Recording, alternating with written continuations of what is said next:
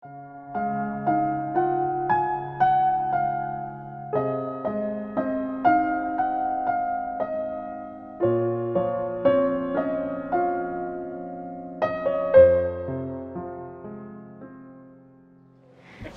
remaja GKJ Sidoarjo. Ya, bersyukur banget ya karena hari ini kita bisa kembali bersekutu memuji dan memuliakan nama Tuhan. Nah, kita bisa kembali bersyukur dan memuji nama Tuhan ini karena berkat Tuhan yang sungguh besar kepada kita. Untuk itu, marilah kita siapkan diri kita untuk memulai bersekutu kepada Tuhan karena berkat Tuhan yang sangat ajaib. Untuk itu, marilah kita angkat satu pujian, Ajaib Kau Tuhan.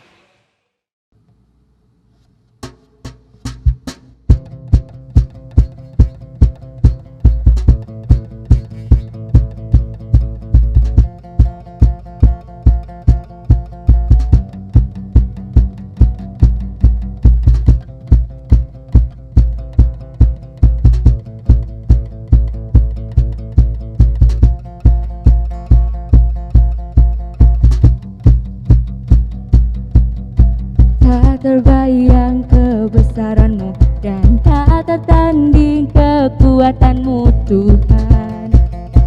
Kau megah bagiku segenap jiwa dan pengharapan, tak ku serahkan untuk rencana-Mu Tuhan. Kau Raja atasku, hanya Kau yang layak ditinggikan.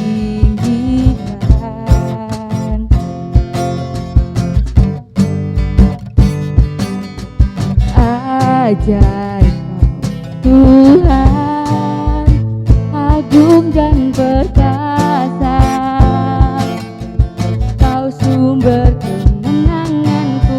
Ajaib Tuhan, memerintah selamanya.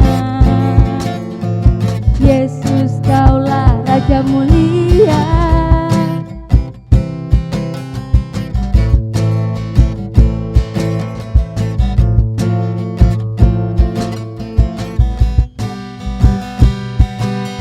Tak terbayang kebesaran-Mu dan tak tertanding kekuatan-Mu Tuhan. Kau megah bagiku genap jiwa pengharapan, tak ku serahkan untuk rencana-Mu Tuhan. Kau Raja atasku, hanya Kau yang layak ditinggikan.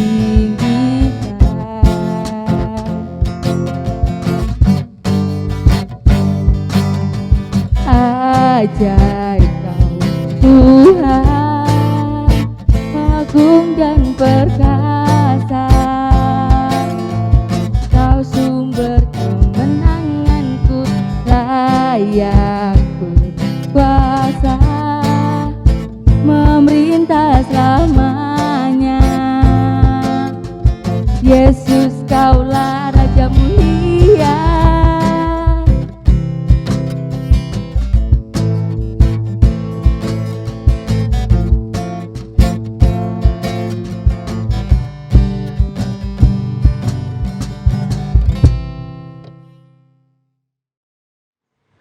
Nah, untuk memasuki ibadah ini, aku mau ajak teman-teman untuk menyiapkan hati, menyiapkan pikiran supaya hati dan pikiran kita bisa tertuju fokus hanya kepada Tuhan saja. Marilah kita berdoa. Tuhan, terima kasih atas berkat-Mu yang sangat melimpah yang telah Kau berikan kepada kami hari ini, sehingga kami bisa berkumpul kembali, bersekutu, memuji dan memuliakan nama-Mu. Tuhan, sebentar kami akan mulai ibadah kami.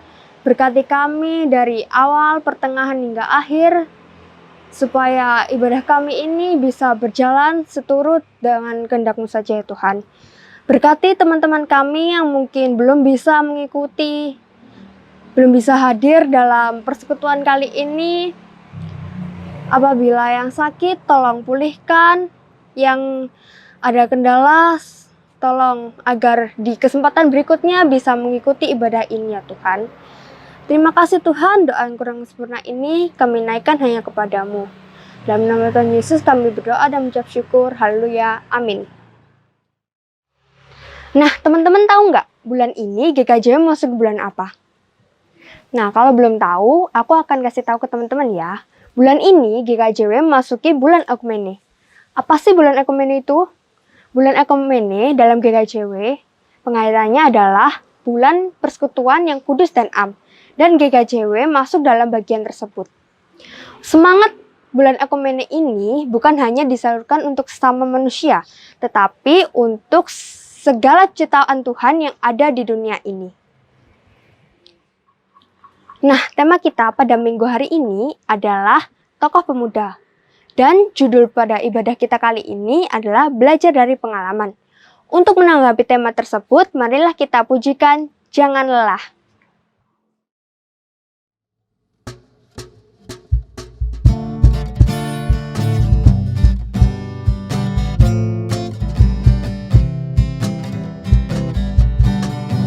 Jangan lelah bekerja di ladangnya Tuhan. Roh Kudus yang beri kekuatan, yang mengajar dan menopang. Tiada lelah bekerja bersamamu Tuhan, yang selalu mencukupkan akan segalanya. Ratakan tanah bergelombang, timbunlah tanah yang berlubang, menjadi siap dibangun di atas dasar iman. Ratakan tanah bergelombang, timbunlah tanah yang berlubang, menjadi siap dibangun di atas dasar iman. Jangan lelah bekerja di ladangnya Tuhan. Roh Kudus yang beri kekuatan, yang mengajar dan menopang. Tiada lelah bekerja bersamamu Tuhan, yang selalu mencukupkan akan segalanya. Ratakan tanah bergelombang, timbunlah tanah yang berlubang, menjadi siap dibangun di atas dasar iman. Ratakan tanah bergelombang, timbunlah tanah yang berlubang, menjadi siap dibangun di atas dasar iman.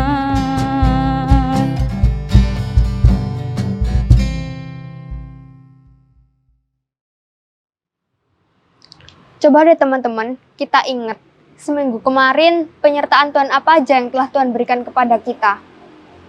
Tuhan selalu menyediakan apa yang kita butuhkan. Tuhan selalu menuntun kita ke jalan yang benar apabila kita mengalami pergumulan. Untuk menghayati penyertaan Tuhan yang telah Tuhan berikan pada hidup kita, marilah sebelum memasuki firman ini, kita menyiapkan hati kita supaya hati kita hanya tertuju kepada Tuhan saja. Untuk itu, marilah kita angkat satu pujian, firman-Mu pelita bagi kakiku.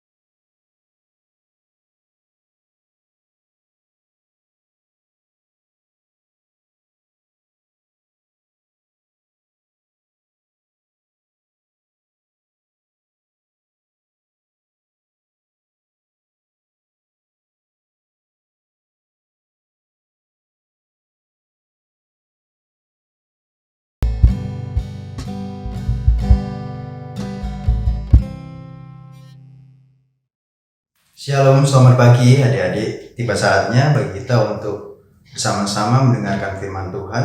Di mana firman Tuhan pada pagi hari ini terambil dari surat Paulus kepada Filemon, ayat yang ke-8 hingga 22. Sebelum bersama kita mendengarkan firman Tuhan, membaca, merenungkan, mari kita bersama-sama berdoa, siapkan hati kita.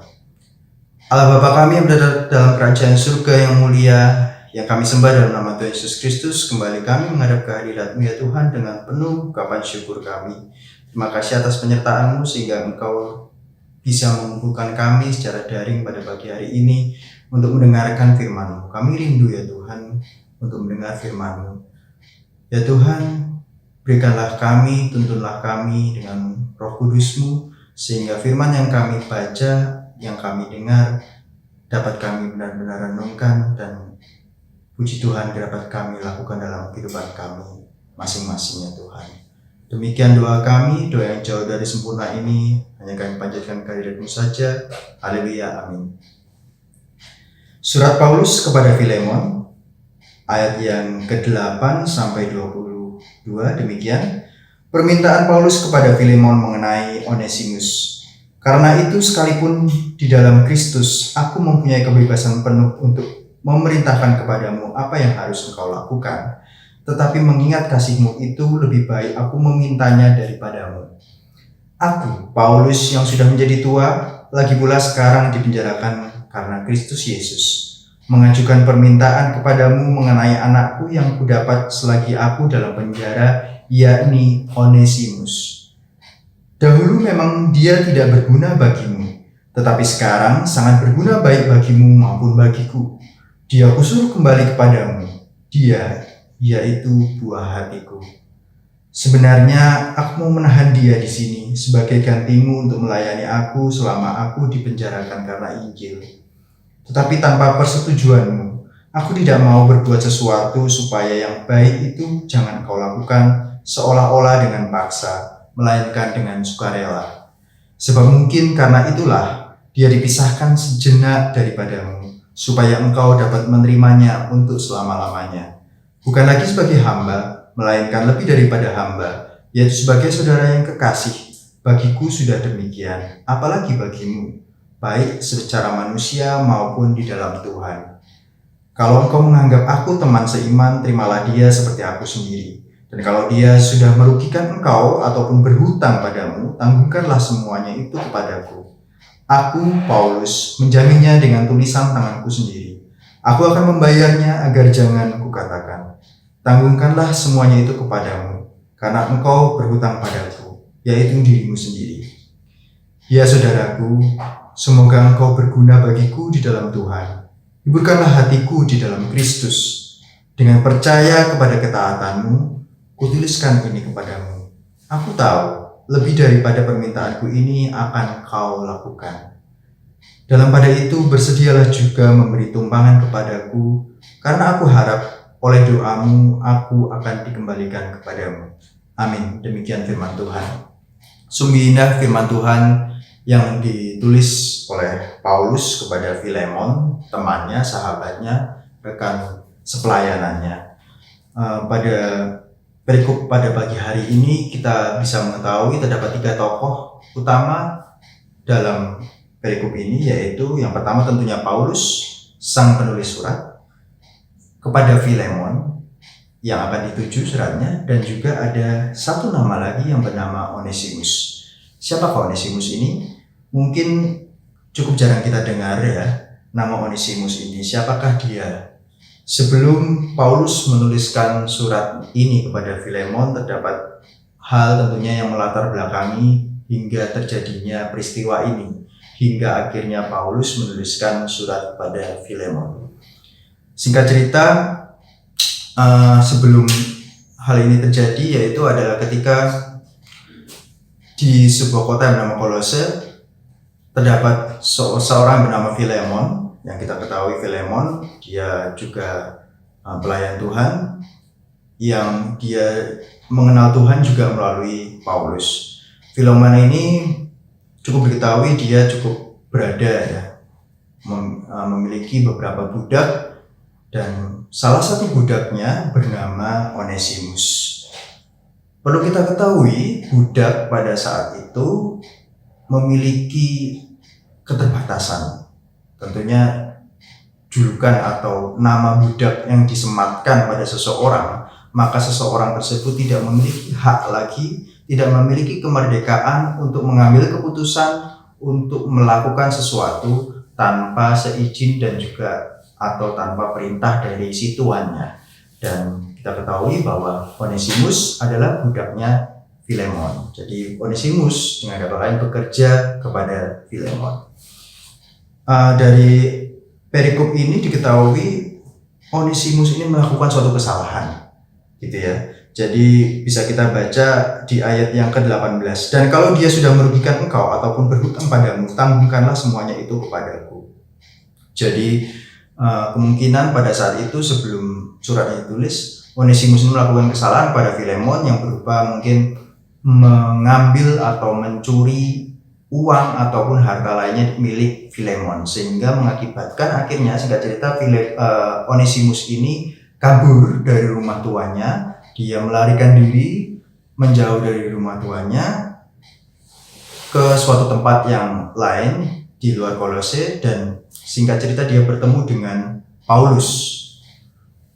Ada yang mengatakan bahwa Paulus ataupun Onesimus pada saat itu berada di satu kota yang sama, kemungkinan Efesus, kemungkinan ya. Jadi di situ Paulus menjadi tahanan karena dia mewartakan firman Tuhan, sehingga dia menjadi tahanan pemerintahan yang berkuasa pada saat itu. Dan ternyata Onesimus yang kabur itu justru bertemu dengan Paulus. Pertemuan yang sungguh tidak terduga, namun kita percaya itu juga merupakan rancangan Tuhan. Nah, dari peristiwa tersebut Onesimus pada akhirnya kita ketahui seperti pada beberapa ayat yang sudah kita baca tadi, akhirnya Onesimus ini mengenal Tuhan Yesus. Siapa yang mengenalkannya? Ya tentu saja Paulus. Jadi Onesimus mengenal Tuhan Yesus, dia bertobat, dan dia pasti mengakui kesalahannya kepada Filemon, tuannya. Dia mengenal Tuhan Yesus dan mau bekerja bersama dengan Paulus. Jadi di sini kita ketahui ayat yang ke-13, sebenarnya aku mau menahan dia di sini sebagai gantimu untuk melayani aku selama aku dipenjarakan karena Injil. Jadi di sini Onesimus sudah bekerja bersama dengan Paulus untuk memberitakan firman Tuhan. Namun Paulus tidak ingin diam-diam begitu saja tanpa izin Filemon, karena etikanya bagaimanapun juga pada saat itu seorang budak memiliki tuan, yang mana tuannya memiliki hak yang lebih daripada budaknya tentunya, dan juga budak gak bisa menentukan pilihan. Meskipun pada saat itu Onesimus sudah menerima Tuhan Yesus sebagai Tuhan, namun Paulus tetap memiliki etika yang baik untuk berizin atau meminta izin Filemon, yang notabene juga merupakan teman sepelayanannya, agar si Onesimus ini dapat mampu melayani bersama dengan dia ataupun nantinya juga dengan Filemon. Jadi isi cerita atau surat Paulus kepada Filemon ini garis besarnya sebenarnya adalah merupakan bentuk izin dari Paulus kepada Filemon agar diizinkan Onesimus, si budaknya ini, mampu menjadi rekan sepelayanannya Paulus ataupun Filemon.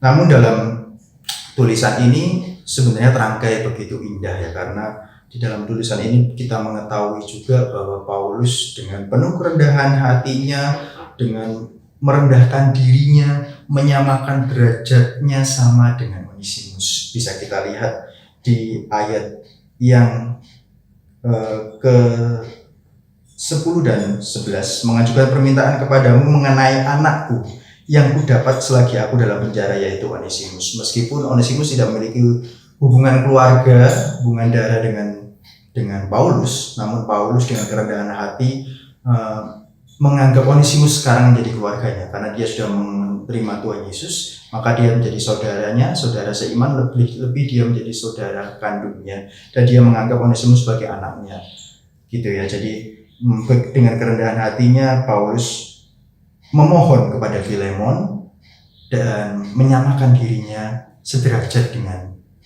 Onesimus, yang meskipun Onesimus ini tadinya adalah budaknya.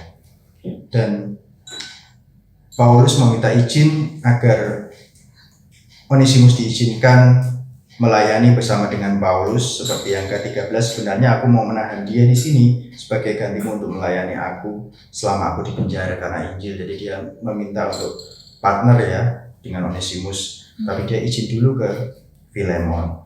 Dan juga di sini dia mengharapkan agar hatinya Filemon terketuk untuk bisa mengampuni Onesimus dan melupakan kesalahannya. Dan bukan hanya di situ saja,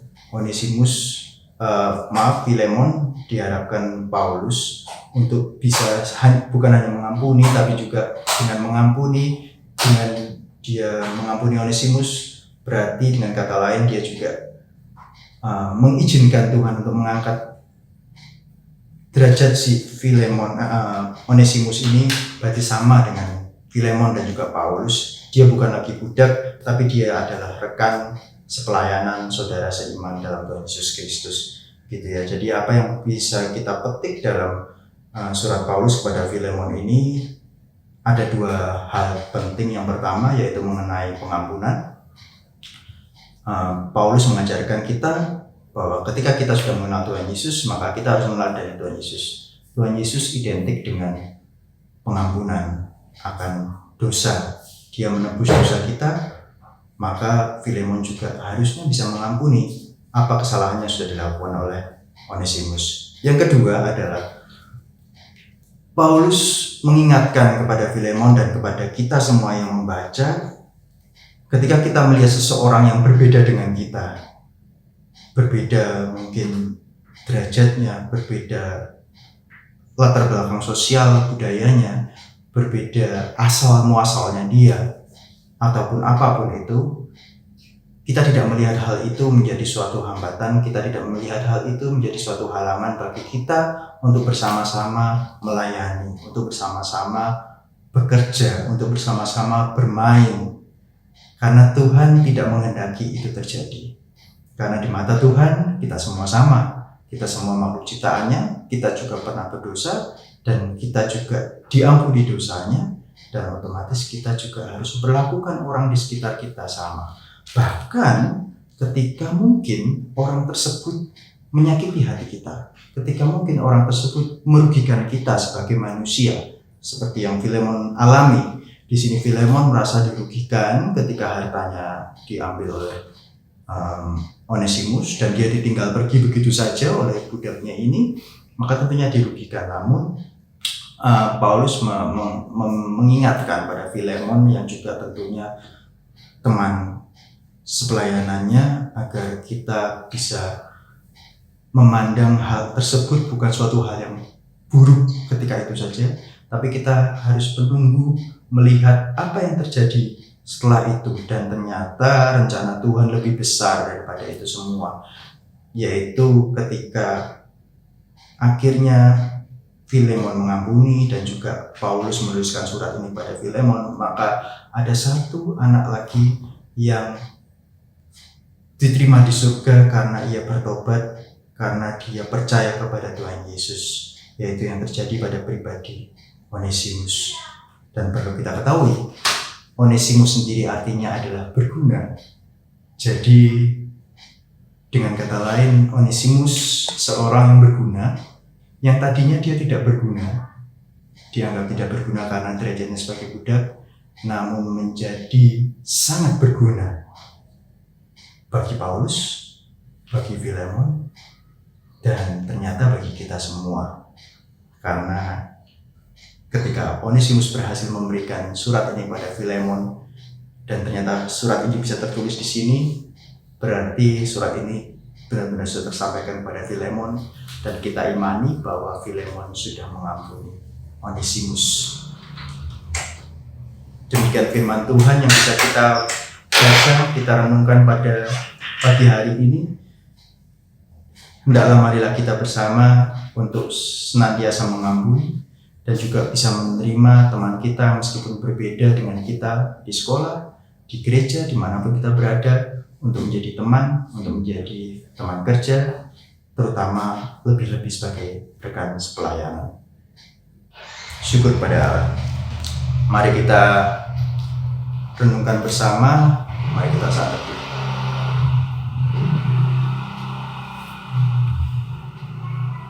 Puji Tuhan, Allah Bapa kami yang dalam kerajaan surga, terima kasih ya Tuhan, melalui firman-Mu yang Kau sampaikan melalui hamba-Mu ini, kami dapat banyak belajar dari Paulus, dari Onesimus, dan dari Filemon, untuk bisa melihat orang-orang di sekitar kami, meskipun berbeda dengan kami, tapi sama di mata-Mu. Dan bisa melihat sesuatu yang mungkin buruk di depan kami belum tentu buruk pada akhirnya, dan bisa jadi itu adalah kehendak-Mu yang terjadi dan lebih indah dari apa yang terjadi pada saat itu ya Tuhan. Terima kasih ya Tuhan, kiranya apa yang kami dengar, apa yang kami baca, apa yang kami renungkan ini bisa menjadi sandaran hidup kami. Doa yang terus menarik kami berjatkan kehadiran-Mu saja. Amin. Terima kasih Kak Garu atas firman Tuhan yang telah diberikan. Nah, karena mendengarkan dan memahami firman Tuhan kurang lengkap, apabila kita belum memberikan ungkapan syukur kita lewat persembahan yang telah kita siapkan. Sambil memberikan persembahan, marilah kita memujikan betapa kita tidak bersyukur.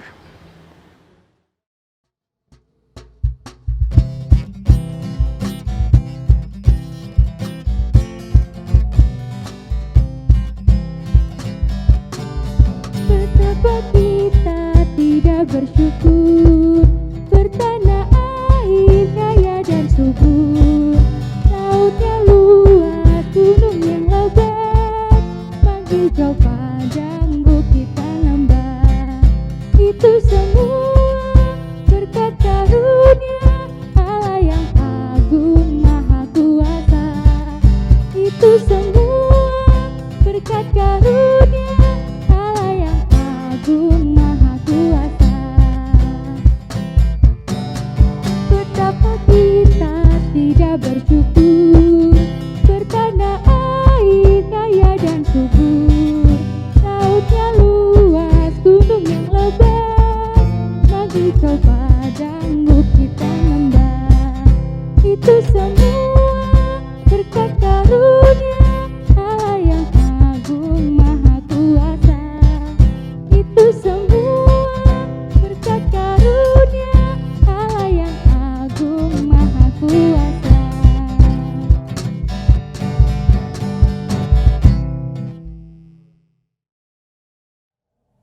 Mari kita bersama doa syafaat.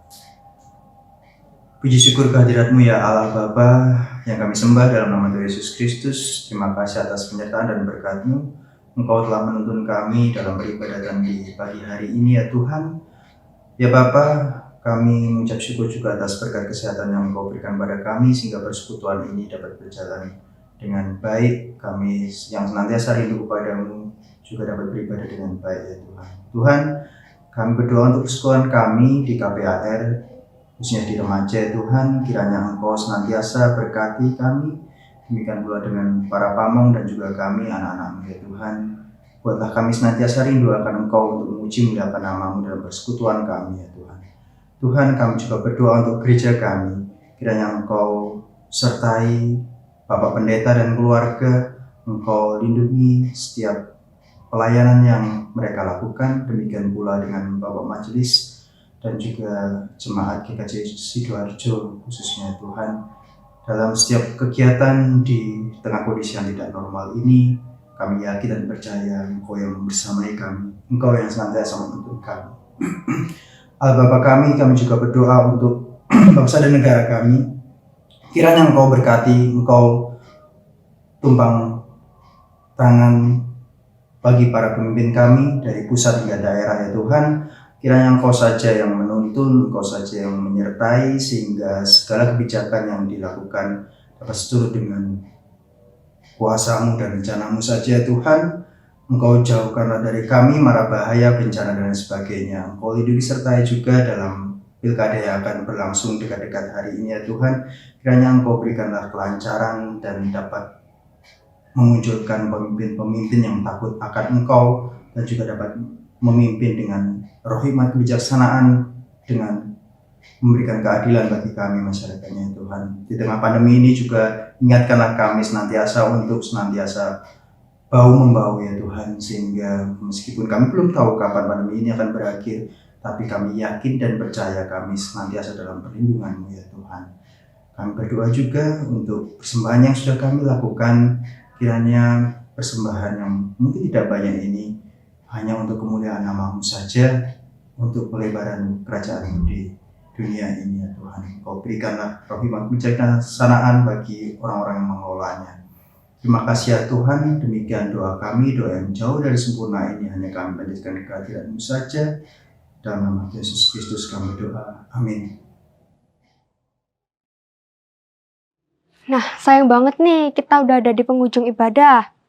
Untuk menutup ibadah kita, marilah kita pujikan Tuhan Yesus baik. Dan jangan lupa untuk jaga jarak, pakai masker, dan cuci tangan pakai sabun.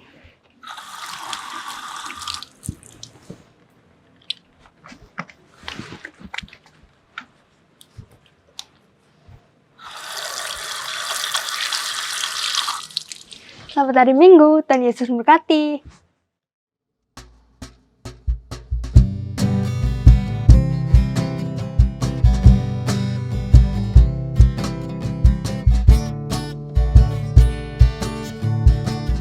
Tiada berkesudahan kasih setiamu Tuhan, selalu baru rahmat-Mu bagiku.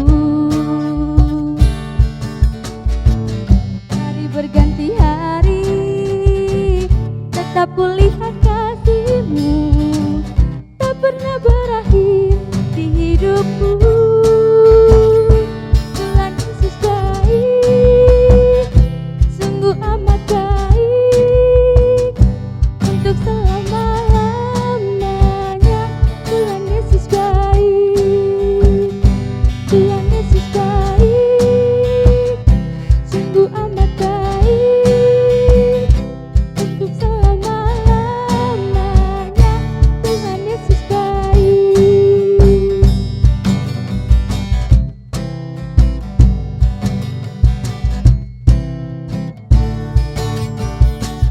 Tiada berkesudahan kasih setiamu Tuhan, selalu baru rahmat-Mu bagiku.